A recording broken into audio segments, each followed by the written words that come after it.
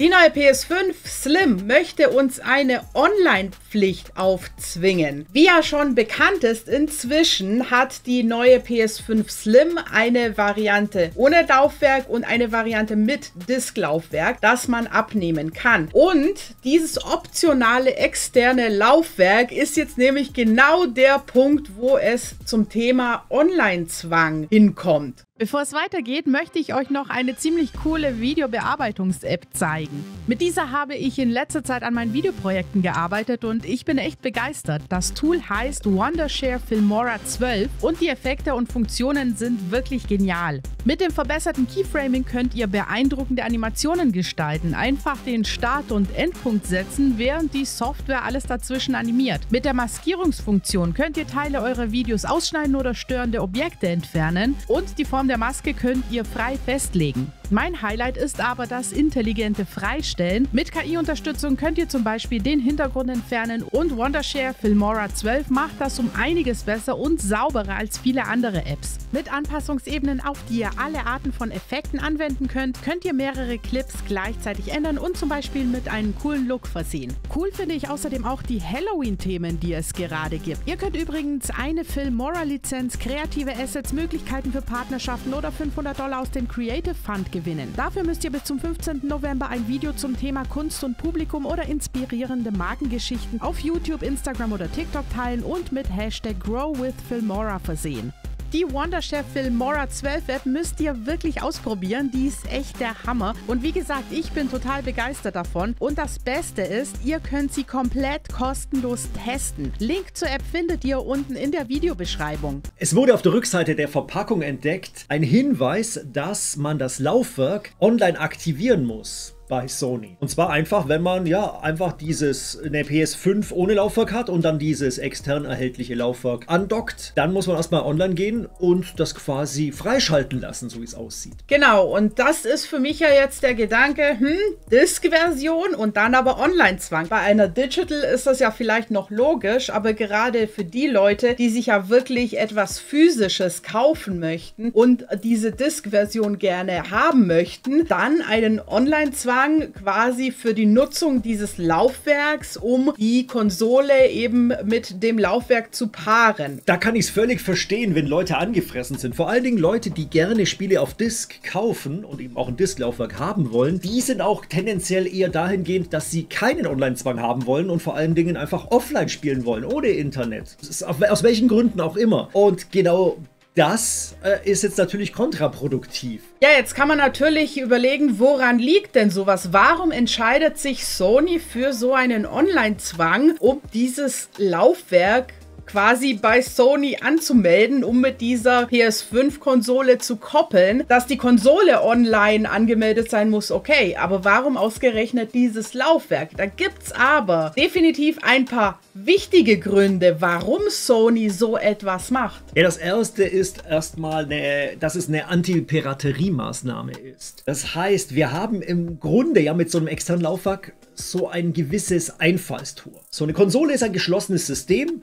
Das wird sich auch nicht verändern, beziehungsweise ist immer fix vorgegeben. Das ist jetzt bei diesem externen Laufwerk aber anders. Da kann man etwas andocken und das muss jetzt nicht unbedingt vielleicht das offizielle Laufwerk sein, sondern vielleicht irgendetwas anderes, um auch Sicherheitsmechanismen zu umgehen auf der Konsole. Ergo hat sich Sony wohl dafür entschieden, okay, wenn das Ding angedockt ist, dann müssen wir das freigeben, weil da vielleicht, was weiß ich, ein Sicherheitschip oder sonst was drauf ist. Genau, und es ist ja immer so, dass andere Hersteller, sobald so eine Möglichkeit aufploppt, natürlich gleich zur Stelle sind und solche Laufwerke entwickeln. Denn meistens ist es ja so, dass Dritthersteller, also quasi nicht vom Hersteller der Konsole, sondern andere Marken, das dann oft auch ein bisschen günstiger anbieten. Und da macht Sony dann natürlich Verlust, wenn sie nicht ihr eigenes Disklaufwerk dazu verkaufen könnten, sondern wenn jetzt die Kunden plötzlich auf ein Disklaufwerk eines Drittanbieters zugreifen, das dann vielleicht 20, 30 Euro günstiger ist.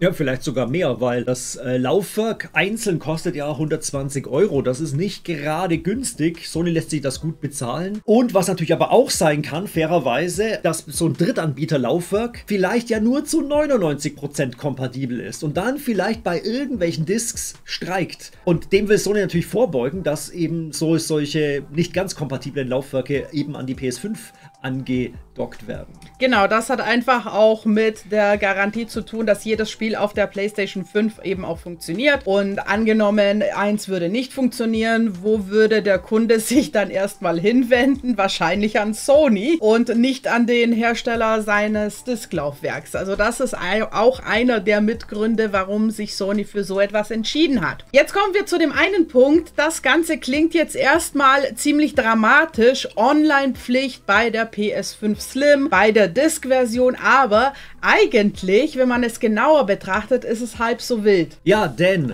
diese Online-Pflicht oder dieser Online-Zwang ist nur beim ersten Anschließen vom Laufwerk nötig. Das bedeutet, man baut sich das an, dann muss man online gehen, dann wird das quasi freigeschaltet, das Laufwerk, und dann ist es quasi verifiziert und man kann es ganz normal nutzen und dann auch offline. Eben wie erwähnt, weil das dieser Sicherheitsmechanismus ist. Also man muss nicht durchgehend online sein. Solche Pläne hatten ja mal Hersteller versucht. Stichwort Microsoft mit der Xbox One. Die hatten ja tatsächlich vor dem Release geplant, dass die Konsole alle 24 Stunden mal online sein muss, um die Lizenzen zu überprüfen. Ansonsten läuft das Spiel einfach nicht. Und zwar egal, ob Disk oder Download. Und das wäre echt fatal und auch katastrophal für die Spieler. Und es ist gut, dass Microsoft das nicht gemacht hat. Sie haben es dann wieder abgesagt, weil der Shitstorm dann doch zu groß war. Aber es war tatsächlich mal angedacht gewesen. Aber dann hat man gemerkt, oh, okay, also die Leute machen da nicht mit. Und wie gesagt, bei diesem Sony Online-Zwang ist es nur temporär, wenn man eben das Laufwerk neu